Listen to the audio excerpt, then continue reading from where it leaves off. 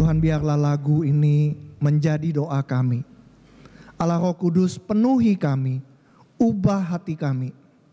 Seperti firman-Mu berkata, aku akan memberikan hati yang baru. Aku akan menghilangkan hati yang membatu dan memberikan Engkau hati yang lembut. Biarlah Allah Roh Kudus mengubah hati kami menjadi hati yang lembut. Hati seorang murid, hati yang dengar-dengaran firman Tuhan, hati yang mau melakukan kebenaran firman Tuhan. Pagi hari ini kami kembali akan mendengarkan kebenaran firman Tuhan. Berbicaralah kepada kami masing-masing ya Tuhan. Pakailah hamba-Mu supaya dia boleh menyampaikan kebenaran firman Tuhan dengan baik dan dengan jelas. Tuhan, tolong kami semua supaya kami juga boleh mengerti kebenaran firman Tuhan ini. Terima kasih Tuhan. Di dalam nama Tuhan Yesus kami berdoa. Amin.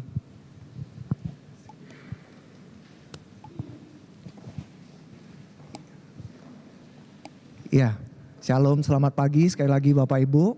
Senang bisa melayani pemberitaan firman Tuhan pada pagi hari ini. Nah, sepanjang bulan ini kalau Bapak Ibu perhatikan, tema bulanan firman Tuhan ini adalah dipimpin oleh Roh Kudus ya. Jadi bagaimana Roh Kudus memimpin hidup orang percaya. Dan hari ini kita akan melihat salah satu wujud nyata dari kepemimpinan Roh Kudus itu. Yaitu ketika Roh Kudus memberi kita kuasa untuk bersaksi gitu ya. Roh Kudus memberikan kita kuasa untuk menjadi saksi Kristus. Nah, tema firman Tuhan pagi hari ini adalah The Spirit who empowers witnesses. Jadi Roh Kudus yang memberi kuasa untuk bersaksi. Roh Kudus yang memberdayakan para saksi. Ya. Nah, kita akan belajar bersama apa artinya menjadi saksi Kristus dan bagaimana Roh Kudus memampukan kita untuk menjalani panggilan itu. Firman Tuhan hari ini diambil dari, minta tolong slide. Firman Tuhan hari ini diambil dari Kisah Rasul 1 ayat 8. Ya, satu ayat saja kita baca bersama-sama Bapak Ibu ya. Kisah Rasul 1 ayat 8. Beginilah firman Tuhan. Tetapi kamu akan menerima kuasa bila mana Roh Kudus turun ke atas kamu dan kamu akan menjadi saksi-saksiku di Yerusalem, di seluruh Yudea dan Samaria dan sampai ke ujung bumi. Nah, Bapak Ibu, sebelum saya masuk ke pembahasan firman Tuhan, saya mau mengajukan sebuah pertanyaan kepada Bapak Ibu. Nah, tapi sekali ini nggak ada coklatnya Bapak Ibu ya. Nah, Bapak Ibu, saya mau mengajukan pertanyaan ini untuk mengetahui pandangan Bapak Ibu tentang tema kita hari ini. Ya, nah, Bapak Ibu, apa yang terpikir ketika Bapak Ibu mendengar kata bersaksi? Ya, apa yang terlintas langsung di dalam pikiran Bapak Ibu ketika mendengar kata bersaksi? Ya, nah, ada yang mungkin mau mengajukan jawaban? Silakan, Bapak Ibu. Apa yang terlintas dalam pikiran Bapak Ibu ketika mendengar kata bersaksi? Ya, memberitakan firman Tuhan, ya, Robin? Hah? Bercerita, ya. Nah, oke, itu yang terpikir mungkin ya dari ada. Nah, mungkin Bapak Ibu ketika Bapak Ibu mendengar kata bersaksi, yang terpikir pertama dalam benak Bapak Ibu takut mungkin, gitu ya. Takut kenapa? Takut ditolak, gitu ya. Takut kalau ngomong bersaksi ditanya balik nggak bisa jawab gitu ya. Atau mungkin Bapak Ibu merasa bahwa oh aku takut merusak relasi gitu ya. Mungkin ketika kita bersaksi kita takut nanti oh jadi hubungannya nggak baik gitu. Atau Bapak Ibu mungkin terpikir, apakah ada Bapak Ibu yang berpikir kalau mungkin malu gitu ya. Nah, malu dianggap fanatik. Mungkin malu dianggap sok suci gitu ya. Malu dianggap dianggap terlalu religius mungkin gitu. Atau Bapak Ibu mungkin yang terpikir langsung ketika mendengar kata bersaksi itu, mungkin Bapak Ibu merasa tidak pede gitu ya. Tidak pede, merasa nggak cukup pintar, nggak tahu banyak Alkitab gitu. Atau mungkin ada Bapak Ibu yang merasa dulu seperti saya dulu, merasa nggak pede karena hidup saya masih berantakan gitu ya. Nah mungkin kita terpikir itu. Atau Bapak Ibu mungkin ini, terpikir bahwa langsung terpikir, Bersaksi ya itu tugasnya hamba Tuhan, ya, tugasnya pendeta bukan tugas saya gitu ya. Nah, mungkin Bapak Ibu ada juga yang terpikir di antara kita, mungkin ada pikir kalau bersaksi itu harus pergi ke alun-alun, depan orang banyak, pakai toa gitu ya untuk bersaksi. Atau mungkin seperti saudara kita tuh yang dari Saksi Yehova mungkin ke rumah-rumah gitu ya bagiin brosur. Nah, beberapa ini mungkin yang terpikir ketika kita mendengar kata bersaksi. Bapak Ibu, kalau Bapak Ibu merasa seperti itu, Anda tidak sendirian. Saya ulangi ya. Kalau Bapak Ibu merasa takut, malu, tidak pede tugas hamba Tuhan, itu tugas hamba Tuhan. Kalau Bapak Ibu merasa apa yang Bapak Ibu lakukan itu mungkin gak ada artinya. Nah, Anda tidak sendirian Bapak Ibu. Kenapa saya katakan Anda tidak sendirian? Itu karena ini Bapak Ibu ya. Berdasarkan beberapa riset yang dilakukan, misalnya dari Barna Group ya. Barna Group ini adalah sebuah lembaga di Amerika Serikat yang banyak melakukan survei sikap dan perilaku orang Kristen gitu. Nah, mereka menemukan gini Bapak Ibu, dari seluruh orang Kristen yang aktif beribadah, ya, dari seluruh orang Kristen nih ya, yang aktif beribadah dan yang menganggap iman mereka penting, hanya 52% yang setuju bahwa bersaksi itu adalah tanggung jawab pribadi. Ya, hanya 52%, hanya separuh Bapak Ibu dari seluruh orang Kristen yang merasa bersaksi itu tanggung jawab pribadi gitu ya. Nah, survei yang sama bahkan menunjukkan ini Bapak Ibu. Survei yang sama bahkan menyatakan bahwa 47% generasi muda, khususnya yang milenial, merasa bersaksi itu hal yang salah. Bapak Ibu bayangkan ya. Banyak generasi muda yang merasa bahwa ketika kita bersaksi kepada orang itu hal yang salah Bapak Ibu. Kenapa mereka mengatakan begitu? Karena mereka merasa bahwa ini nanti menyinggung perasaan gitu ya. Nah, survei yang lain Bapak Ibu dari Lifeway Research mengatakan ketakutan itu adalah salah satu penghalang utama orang Kristen bersaksi. Ya. Ketakutan itu adalah salah satu penghalang utama orang Kristen bersaksi. Nah, tadi Barna sama Lifeway ini dari luar negeri. Bagaimana dengan Indonesia Bapak Ibu? Ya, Bilangan Research mengadakan survei juga dan menyatakan bahwa gini hasilnya Bapak Ibu. Mereka mengatakan orang Kristen Indonesia merasa bahwa amanat agung itu adalah tanggung jawab para pemimpin gereja dan hamba Tuhan. Ya, benar berarti ya, seperti yang mungkin kita pikirkan. Mungkin dari sebagian kita merasa bahwa ini tugasnya hamba Tuhan bukan tugasnya saya gitu ya. Tanggung jawab para pemimpin gereja. Nah Bapak Ibu, tapi Bapak Ibu sebenarnya data ini menunjukkan bahwa banyak orang Kristen merasa tidak nyaman, ragu untuk bersaksi. Meskipun Bapak Ibu sebenarnya di sekitar kita itu banyak orang yang sebenarnya terbuka untuk mendengar iman Kristen. Ya, saya ulangi Bapak Ibu ya. Banyak orang Kristen merasa tidak nyaman, ragu untuk bersaksi, walaupun sebenarnya di sekitar kita orang-orang itu terbuka untuk mendengar iman Kristen. Nah, jadi Bapak Ibu, kalau Anda saat ini atau pernah merasa takut, ragu, tidak percaya diri untuk bersaksi, merasa itu tugas hamba Tuhan, Anda tidak sendirian. Ya, banyak orang Kristen yang mengalami dan memikirkan hal yang sama gitu. Banyak orang merasakan seperti itu juga. Kenapa? Karena ya saat ini itu masyarakat itu semakin sekuler, semakin pluralitis. Bersaksi itu bisa dianggap tadi seperti saya katakan menyerang keyakinan orang lain. Di zaman ini klaim kebenaran absolut, ya. Orang Kristen mengatakan satu-satunya jalan adalah Yesus. Pernyataan itu bagi sebagian orang atau banyak orang adalah sebuah pernyataan yang egois dan intoleran.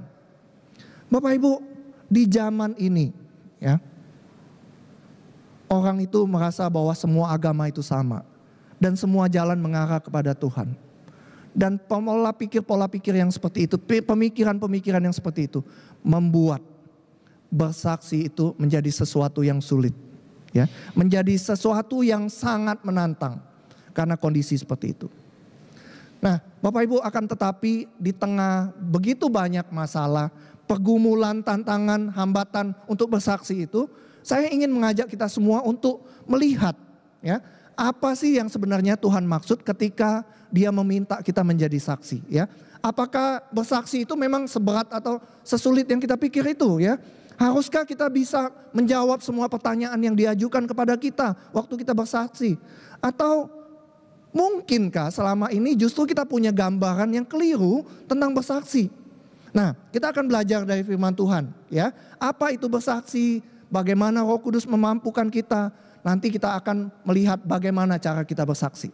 Nah, yang pertama Bapak Ibu. Yang pertama yang ingin saya jelaskan, apa sih sebenarnya yang Tuhan maksud ketika memanggil kita bersaksi. Nah, Bapak Ibu, saya mengutip apa yang ditulis oleh Kamus Besar Bahasa Indonesia mengenai saksi, ya.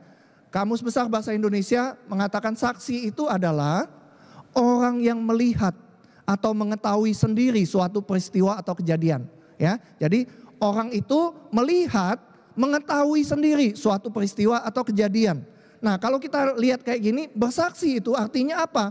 Bersaksi itu adalah memberi keterangan sebagai orang yang melihat sendiri suatu peristiwa atau kejadian. Kita mengalami, melihat, mendengar dan sebagainya, Bapak Ibu, ya. Nah, kalau misalnya kita pakai itu definisi ini menjadi definisi bersaksi menurut agama Kristen, menurut kita, ya. Bersaksi itu secara sederhana bisa dikatakan seperti ini, Bapak Ibu. Menceritakan dengan jujur apa yang Tuhan Yesus telah lakukan dalam hidup kita, ya. Bersaksi itu secara sederhana adalah menceritakan dengan jujur apa yang Tuhan Yesus telah lakukan dalam hidup kita. Secara sederhana itu.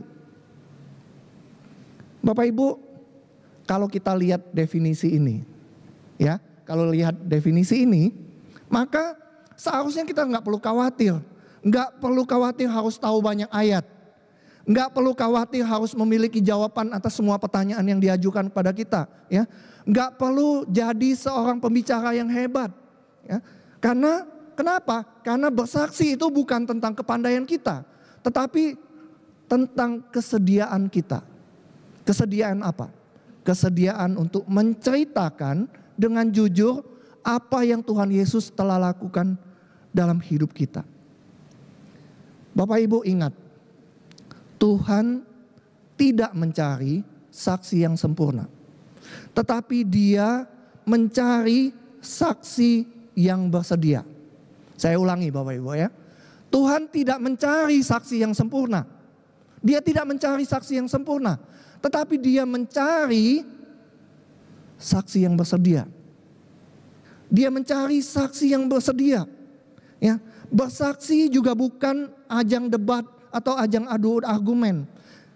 Bapak Ibu, waktu diskusi kelompok pemuritan, kami sering berdiskusi juga misalnya tentang kematian dan kebangkitan Tuhan Yesus. Ujung-ujungnya apa? Oh, kami diskusi, oh menurut agama ini ngomongnya ini, menurut agamanya orang ini. Bapak Ibu, kalau kita bersaksi itu adalah debat, maka tidak akan ada ujungnya, tidak akan ada titik temunya. Karena istilahnya beda server, Bapak Ibu, ya. Beda server, Bapak Ibu, ya. Nah, jadi kalau kita misalnya berdebat tentang sesuatu doktrin atau teologi, maka tidak akan ada ujungnya. Tetapi hal yang berbeda kalau misalnya kita bersaksi tentang pengalaman kita. Tentang pengalaman kita mengalami Tuhan. Pengalaman ini tuh Bapak Ibu tidak bisa dibantah oleh orang lain, ya. Kamu mau terima atau enggak, ya enggak apa-apa. Itu kesaksianku, pengalaman aku, gitu ya. Kalau kita ngomong tentang hal doktrin, kita akan berdebat, tidak ada habisnya Bapak Ibu. Tetapi ketika kita bercerita tentang pengalaman kita, orang akan mendengar dan orang tidak bisa membantah pengalaman kita, ya. Apakah orang lain mau menerima atau menolak, itu urusan mereka dengan Tuhan. Ya, itu yang pertama. Nah, lalu muncul pertanyaan. Kalau memang bersaksi itu tadi sederhana itu menceritakan, lalu kenapa firman Tuhan tadi seperti yang Tuhan Yesus katakan, kita butuh kuasa Roh Kudus, ya? Kenapa dalam bersaksi kita butuh kuasa Roh Kudus? Nah, Bapak Ibu, jawabannya adalah karena ini, Bapak Ibu. Bersaksi itu bukan hanya soal berbicara, keberanian berbicara, tetapi juga menyampaikan kebenaran dengan kuasa yang mengubahkan hati, ya. Kita butuh kuasa Roh Kudus karena bersaksi itu bukan hanya soal keberanian berbicara, tetapi menyampaikan kebenaran dengan kuasa yang mengubahkan hati, Bapak Ibu. Mengubahkan hati. Tadi firman Tuhan katakan kuasa Roh Kudus itu adalah kuasa ilahi yang memampukan kita untuk bersaksi dengan keberanian, hikmat, kasih, dan ketulusan. Bapak Ibu tahu Roh Kudus memberikan Petrus keberanian ketika dia berbicara di hadapan beribu-ribu orang pada waktu Pentakosta. Roh Kudus memberikan hikmat kepada Stefanus ketika dia disidang, diadili. Dia mendapat hikmat bagaimana berbicara. Dan Roh Kudus Bapak Ibu memberikan kasih dan ketulusan kepada Paulus ketika dia berkata ya, aku rela terkutuk dan terpisah dari Kristus demi saudara-saudaraku. Jadi kuasa Roh Kudus memampukan kita bersaksi dengan keberanian, hikmat, kasih, dan ketulusan. Tetapi tidak hanya berhenti di situ saja Bapak Ibu. Roh Kuduslah Roh yang memberikan kuasa ilahi, yang bekerja dalam hati orang yang mendengar dan kemudian menyadarkan mereka akan dosa, akan kebenaran, akan penghakiman. Bapak Ibu, kita perlu kuasa Roh Kudus. Karena Roh Kudus bukan hanya bicara tentang keberanian berbicara, tetapi Roh Kudus juga memberikan kita kuasa yang bekerja dalam hati orang yang mendengar kesaksian kita, yang kemudian menyadarkan mereka akan dosa, akan kebenaran, dan akan penghakiman. Bapak Ibu, D.L. Moody, seorang penginjil besar, ya, seorang penginjil yang besar sekali Bapak Ibu. Dia waktu zaman itu membawa kebangkitan rohani di Amerika dan Inggris Bapak Ibu ya. Dia melakukan banyak KKR di Amerika dan Inggris dan menobatkan banyak orang. Tetapi Bapak Ibu pada awal pelayanannya dia sebenarnya tidak terlalu berdampak. Ya, pelayanannya tidak terlalu berdampak. Sampai satu kali ada 2 orang wanita yang sudah lansia datang kepadanya dan berkata begini, kami akan doakan engkau agar engkau dipenuhi oleh Roh Kudus dan kuasanya menyertai engkau. Jadi ada 2 orang ibu-ibu yang sudah lansia datang kepada D.L. Moody dan berkata, kami akan doakan kamu supaya kamu dipenuhi oleh Roh Kudus dan kuasanya menyertai kamu. Dan Bapak Ibu tahu apa yang terjadi.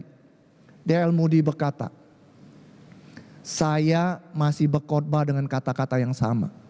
Ya. Saya masih berkhotbah dengan kata-kata yang sama. Tetapi sekarang anehnya, orang-orang yang mendengar khotbah saya bertobat dan menangis. Ya. Dia tetap menggunakan khotbah yang sama Bapak Ibu, dengan kata-kata yang sama. Tetapi sekarang ketika dia selesai didoakan itu, ketika kuasa Roh Kudus menyertai dia, orang-orang yang mendengar itu bertobat dan menangis. Lalu D.L. Moody berkata, ada kuasa yang tidak saya miliki sebelumnya. Ada kuasa yang tidak saya miliki sebelumnya. Dan itulah sebabnya Bapak Ibu. Karena Roh Kudus menyertai kita, berbicara melalui kita, dan bekerja di balik layar, menjamah hati orang-orang yang mendengar kesaksian kita. Bapak Ibu, kita butuh Roh Kudus. Karena Roh Kudus menyertai kita, dia berbicara melalui kita, dan dia bekerja di balik layar, menjamah hati orang-orang yang mendengarkan kesaksian kita. Nah Bapak Ibu, setelah kita memahami apa itu bersaksi dan bagaimana Roh Kudus memampukan kita, kini muncul pertanyaan berikutnya. Mengapa kita harus bersaksi? Ya. Ada yang mau kasih jawaban? Mengapa kita harus bersaksi? Robin? Bu Titi? Apa? Perintah Tuhan. Oke, benar. Ada yang lain yang mau ngasih? Ya, Bapak Ibu ada beberapa alasan mengapa kita harus bersaksi. Ya, nah untuk alasan yang pertama nih, saya mau membagikannya lewat sebuah cerita, Bapak Ibu ya. Sebuah peristiwa nyata yang saya alami sendiri, Bapak Ibu. Yang saya alami sendiri, yang benar-benar mengubahkan cara pandang saya tentang pekerjaan misi, tentang PI, tentang bersaksi. Itu mengubah saya, mengubah total ya. Setiap kali diminta berbicara mengenai misi, PI, bersaksi, saya selalu teringat kembali akan peristiwa itu. Nah, Bapak Ibu, sewaktu pertama kali saya masuk ke Saat, Saya tuh sempat tinggal di asrama saat selama 1 tahun. Jadi biasanya mahasiswa berkeluarga tuh tinggal di luar. Tapi karena waktu itu anak-anak saya sekolahnya nanggung, jadi saya pergi duluan. Saya masuk asrama, saya tinggal. Nah Bapak Ibu, di dalam waktu saya tinggal di asrama itu, satu kali ada kebakaran yang terjadi persis di belakang kompleks Saat. Ya, jadi ini misalnya ini kompleks Saat, temboknya, lalu ada rumah-rumah yang menempel di tembok Saat itu ya. Jadi kemudian depannya itu rumah dosen. Nah satu kali ada kebakaran yang terjadi. Dan yang terbakar itu adalah rumah yang dijadikan pabrik keripik tempe. Ya, jadi pabrik keripik tempe Bapak Ibu. Nah, dalam kebakaran itu apinya cepat sekali membesar dan menyebar. Dan karena saking cepatnya membesar dan menyebar, ada 5 orang pegawainya yang terperangkap dalam kebakaran itu Bapak Ibu. Ya, ada 5 orang yang terperangkap di bawah. Bapak Ibu tahu kami mahasiswa yang ada di dalam kompleks itu bisa mendengar. Ya, bisa mendengar suara teriakan mereka minta tolong. Mereka berkata, tolong, tolong, tolong. Ada orang di dalam, tolong kami gitu ya. Nah, tapi kami yang di dalam kompleks itu siram pakai ember, siram pakai selang apa segala macam. Tapi nggak bisa berbuat banyak gitu ya. Dan apinya tuh cepat sekali membesar Bapak Ibu. Nah, Bapak Ibu, suara teriakan dan tangisan minta tolong itu berlangsung beberapa waktu. Sampai kemudian suara itu sayup-sayup tidak terdengar lagi. Nggak terdengar lagi. Bapak Ibu tahu apa yang terjadi. 5 orang yang terperangkap dalam kebakaran itu semuanya tewas terbakar. Semuanya tewas terbakar. Kematian mereka tragis sekali dan sejujurnya kami ada merasa bersalah karena kami tidak bisa melakukan apa-apa. Bapak Ibu tahu polisi kemudian menemukan ke-5 orang tersebut tewas terbakar bersama berpelukan. Ya. Ke-5 orang tadi tewas terbakar berpelukan di kamar mandi. Jadi mereka berusaha menyelamatkan diri dengan masuk ke kamar mandi, tetapi tetap saja tidak tertolong Bapak Ibu. Keesokan harinya, seorang teman saya dapat tugas khotbah di chapel Saat. Dia berkhotbah, kemudian dia mengucapkan suatu kalimat yang menggetarkan hati saya. Dia berkata begini, apakah kalian pernah memikirkan nasib ke-5 orang yang tewas terbakar itu? Dia berkata begini, apakah kami semua mahasiswa pernah memikirkan nasib ke-5 orang yang tewas terbakar itu? Kenapa? Dia berkata begini, kalau mereka tidak mengenal Tuhan Yesus, teriakan dan tangisan mereka akan berlanjut di neraka. Waktu dia berkata demikian, kami semua terdiam Bapak Ibu. Kalau mereka yang terjebak itu kemudian tewas terbakar hidup-hidup gitu. Kalau mereka tidak mengenal Tuhan Yesus, teriakan dan tangisan mereka minta tolong itu akan berlanjut di neraka Bapak Ibu. Akan berlanjut di neraka. Mengapa? Karena firman Tuhan berkata alat penampi sudah di tangannya untuk membersihkan. Tetapi sekam akan dibakarnya. Sekali ini dalam api yang tidak terpadamkan. Firman Tuhan dalam Yohanes 3 ayat 18 berkata, siapa yang tidak percaya ia telah berada di bawah hukuman. Sebab ia tidak percaya dalam nama Allah, dalam nama anak tunggal Allah. Bapak Ibu, orang yang tidak percaya berada di bawah hukuman. Akan dibuang ke dalam api yang tidak terpadamkan, di mana terdapat ratap dan ketak gigi. Dan Bapak Ibu bayangkan, kalau misalnya yang tewas terbakar itu adalah suami Anda, istri, anak, orang tua, kakak atau adik kita. Bapak Ibu bisa bayangkan kalau yang terbakar itu adalah pacar, sahabat, teman dekat, tetangga, kenalan Anda. Dan mereka semua Bapak Ibu belum percaya Tuhan Yesus. Bapak Ibu bisa bayangkan bagaimana nasib mereka di sana. Saya membayangkan punya pun gemetar. Di khotbah saya yang sebelumnya, Saya mengatakan kalau kebangkitan Tuhan Yesus itu seharusnya membuat kita hidup dalam perspektif kekekalan. Saya memberikan ilustrasi dengan tali itu ya. Bahwa kita suatu hari itu akan menghabiskan waktu kita, hidup kita, seluruh hidup kita itu dalam kekekalan. Baik itu dalam hidup yang kekal bersama dengan Tuhan.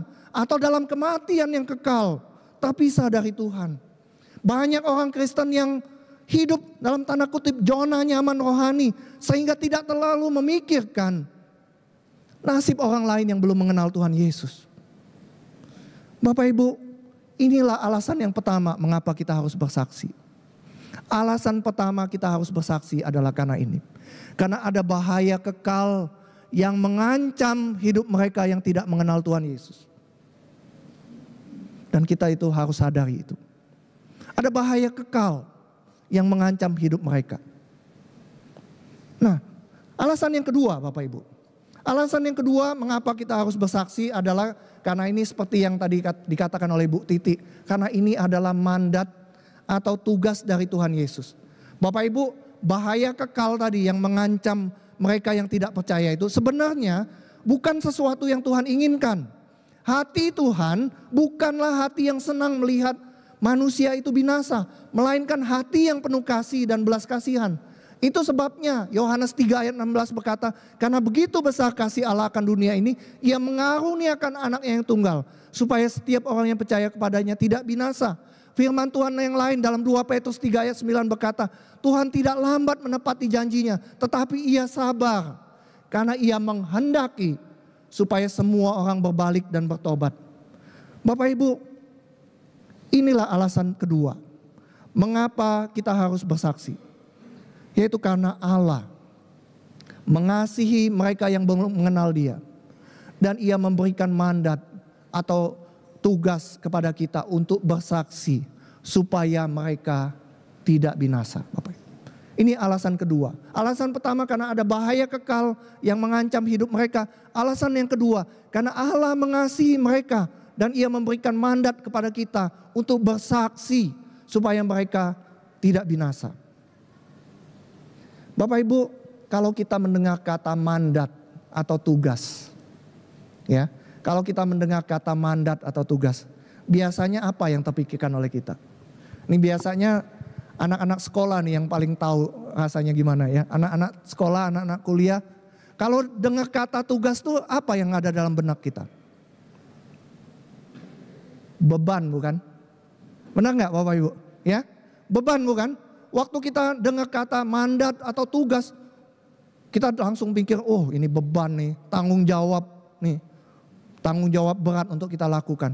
Dan Bapak Ibu kalau kita merasa itu beban, apa yang biasanya dilakukan? Anak-anak tuh biasanya gimana? Kalau disuruh belajar, mereka merasa itu beban, lalu mereka yang mereka lakukan apa? Malas-malesan bukan? Ya, malas-malesan bukan? Atau enggan melakukannya, ya? Karena merasa itu beban, Bapak Ibu, merasa beban. Nah, kita akan melakukannya dengan terpaksa kalau kita menganggap itu beban. Tapi bagaimana kita harusnya mengatasi hal ini? Nah, saya mau mengajak Anda untuk memikirkan ulang hal ini ya. Nah, sehari Senin yang lalu tanggal 5 Mei, saya dan Lina, Pak Joko dan Bu Analis, kami merayakan ulang tahun pernikahan kami bersama-sama. Kebetulan ulang tahun pernikahannya sama tanggal 5 Mei Bapak Ibu ya. Nah, jadi kami double date gitu. Tahun depan mungkin triple date nanti dengan Randy ya. Karena 2 Mei dekat ya. Nah, kami double date Bapak Ibu. Nah, waktu kami merayakan ulang tahun pernikahan itu, saya tanya kepada Bu Analis, Bu, enaknya kemana ya?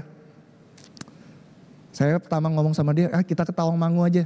Wah, Pak Sur, bosen Tawangmangu dia bilang gitu. Kita ke Kopeng, ke Magelang dia bilang gitu ya. Kita ke Kopeng aja Magelang. Ada kafe yang oke banget gitu katanya. Tempatnya enak, pemandangannya juga bagus gitu. Oke. Kami pergi ke kafe di Kopeng itu. Lalu setelah itu kami pergi lagi ke Ketepas gitu ya. Ketepas ada tempat pos pemantauan gunung berapi. Di situ juga pemandangannya luar biasa Bapak Ibu. Dan bagus sekali ya. Sejuk sekali tempatnya. Nah Bapak Ibu dari cerita ini saya mengajak Bapak Ibu perhatikan ya. Kalau kita pergi ke satu tempat yang bagus dan berkesan. Apa yang biasanya kita lakukan? Kita otomatis cerita bukan ke orang lain ya. Kita cerita bukan ya. Kalau kita pergi ke sebuah restoran yang makanannya enak, kafe yang minumannya enak, kita juga otomatis cerita kepada orang lain. Kita kata kepada yang lain seperti Bu Ana kata, kita ke situ aja. Situ tuh tempatnya oke, makanannya enak, minumannya mantap gitu.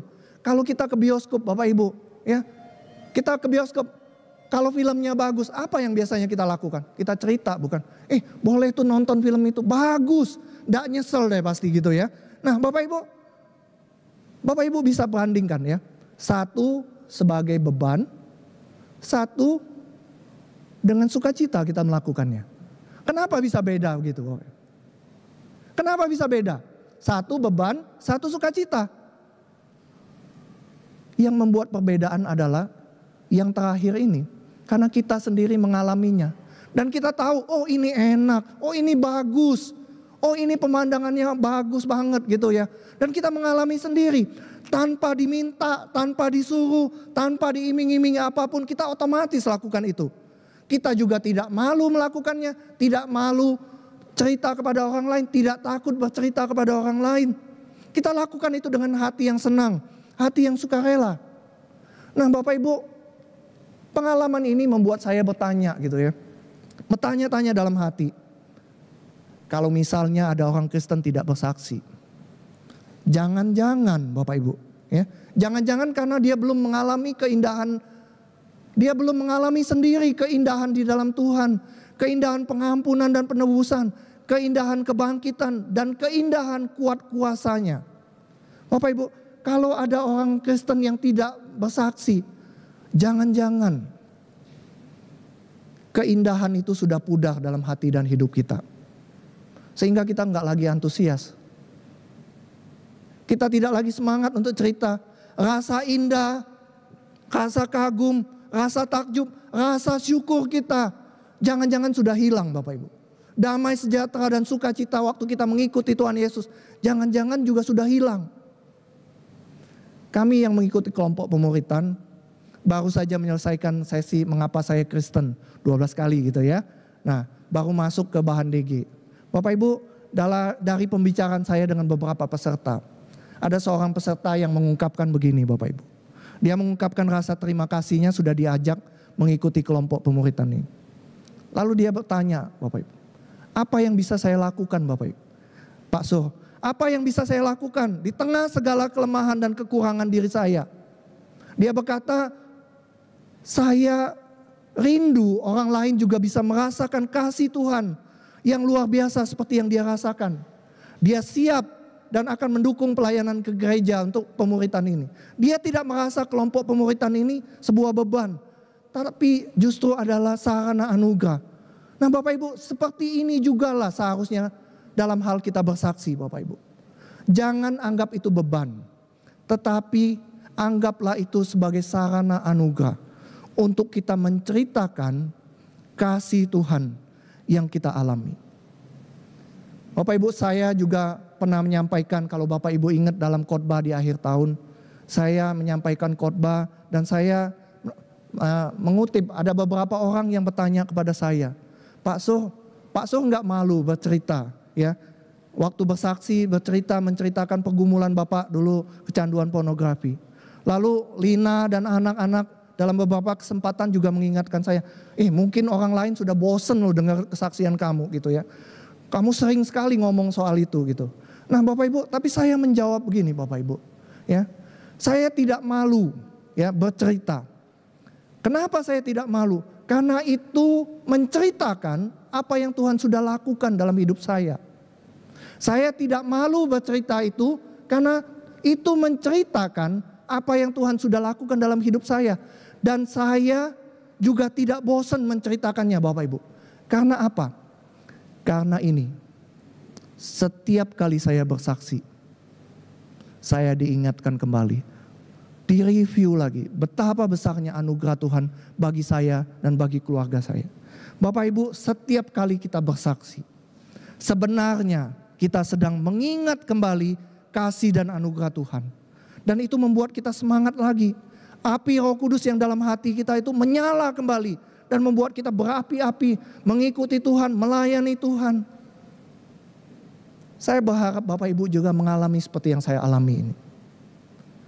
Nah, Bapak Ibu, setelah kita mengerti apa sebenarnya arti bersaksi, menyadari alasan kenapa kita dipanggil. Nah, sekarang pertanyaannya adalah ini. Pertanyaannya, bagaimana cara kita bersaksi? Ya, bagaimana cara kita bersaksi? Seperti apa bersaksi dalam kehidupan sehari-hari? Apakah bersaksi itu berarti kita harus berkhotbah?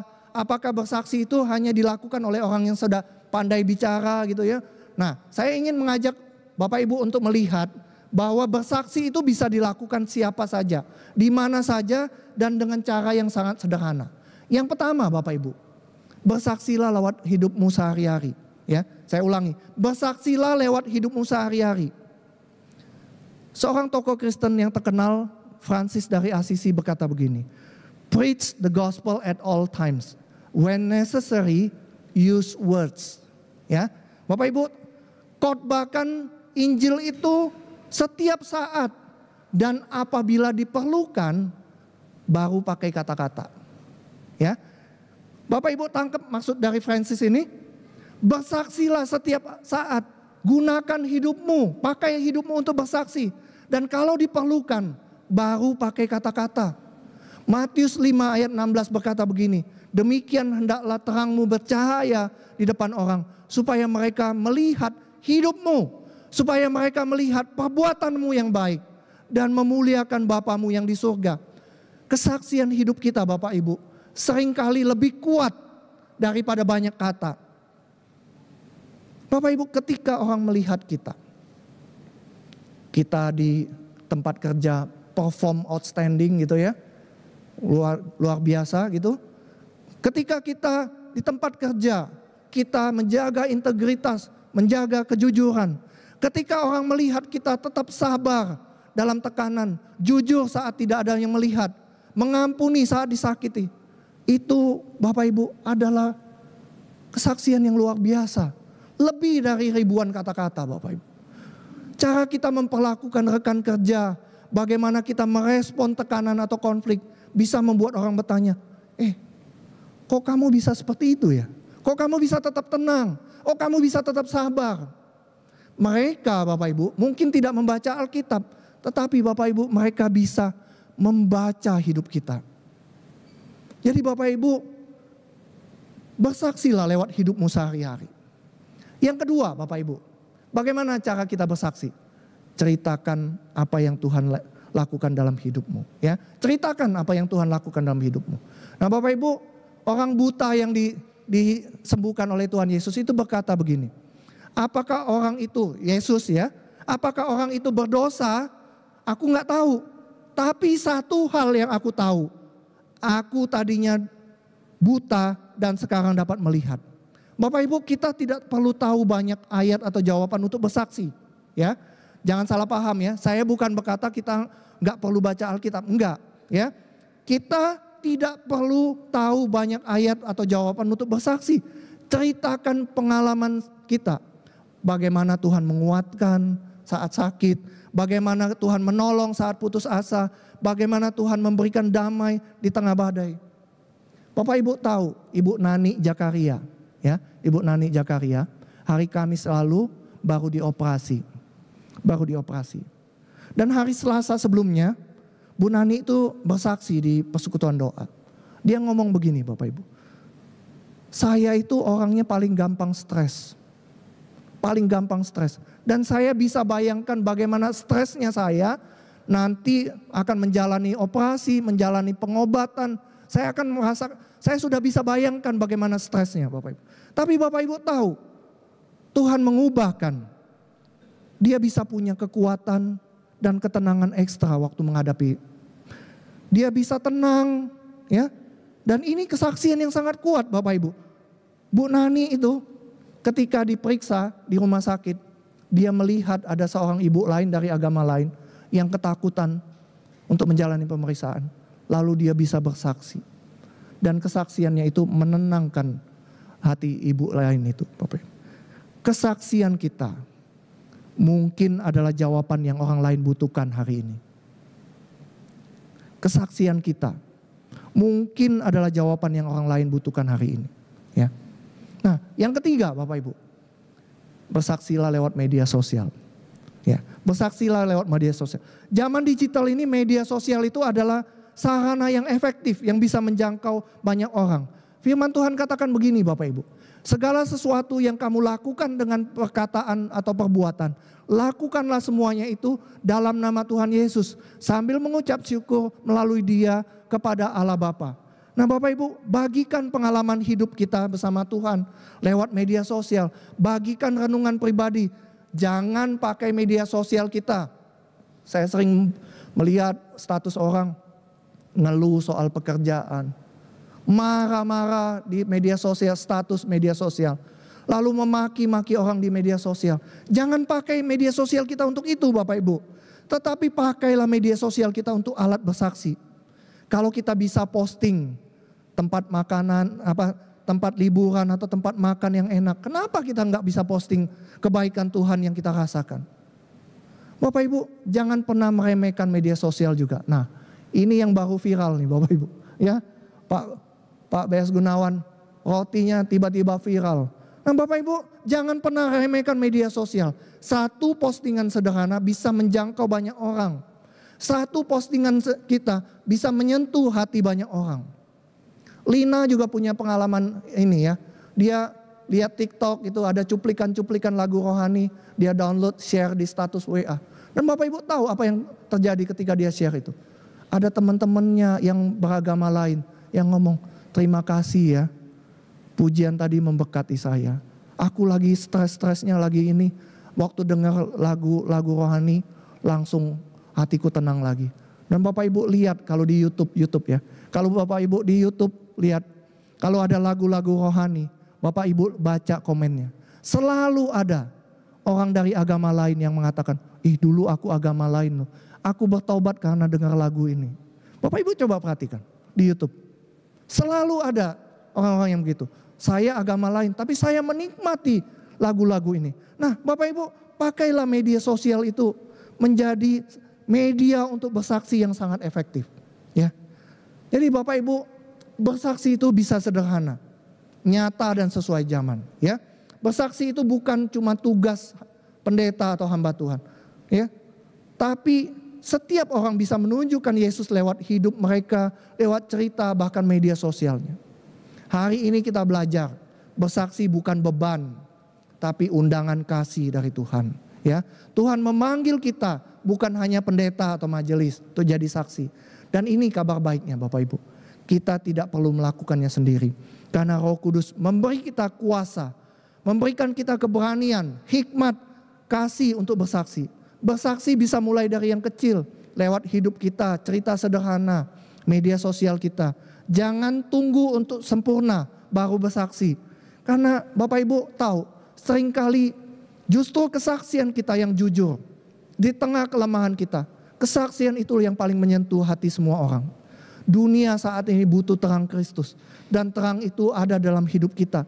Mari Bapak Ibu, kita buat komitmen di hadapan Tuhan. Tuhan, pakailah hidupku untuk menjadi saksimu. Aku bersedia jadi saksimu.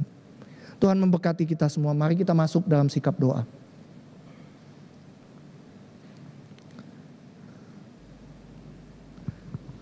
Mari kita berdiam diri di hadapan Tuhan. Kita merefleksikan apa yang sudah kita dengar dari firman Tuhan ini.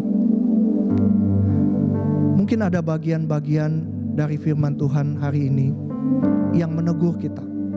Mungkin ada firman Tuhan yang kita dengar hari ini yang mendorong kita untuk melakukan segala sesuatu. Mari kita berdiam diri di hadapan Tuhan, dan singer akan membantu menyanyikan sebuah lagu untuk mengantar kita berdoa.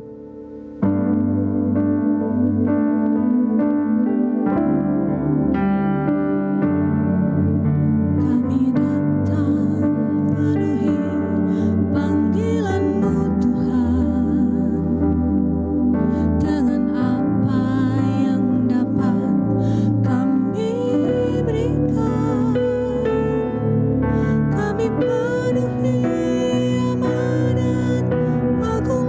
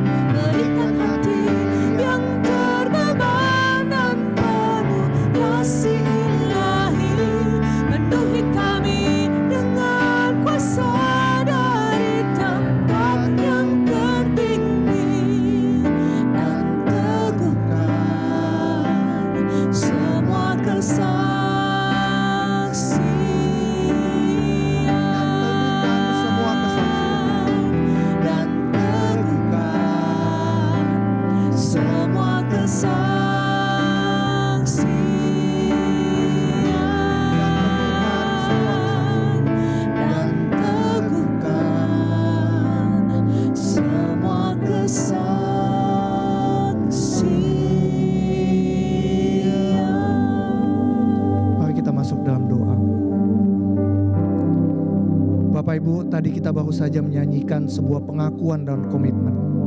Kami datang penuhi panggilan-Mu Tuhan untuk bersaksi. Biarlah itu bukan hanya sekedar lirik lagu yang kami nyanyikan, tapi biarlah itu menjadi sebuah doa. Teguhkan semua kesaksian kami Tuhan. Dan biarlah ini menjadi penyataan iman kami. Urapi kami dengan kuasa Roh Kudus. Bapak Ibu, Tuhan tidak mencari saksi yang sempurna. Dia mencari saksi yang bersedia. Dan kalau hari ini Anda berkata dalam hati, Tuhan aku mau, pakailah aku, pakai aku menjadi saksi-Mu, maka percayalah Roh Kudus akan memampukan kita. Jika ada di antara Bapak Ibu yang berkata demikian, Tuhan aku mau, pakailah aku. Aku mungkin banyak kelemahan, kekurangan, tapi aku mau ya Tuhan, Kau pakai menjadi saksi. Jika ada di antara Bapak Ibu yang berkata demikian,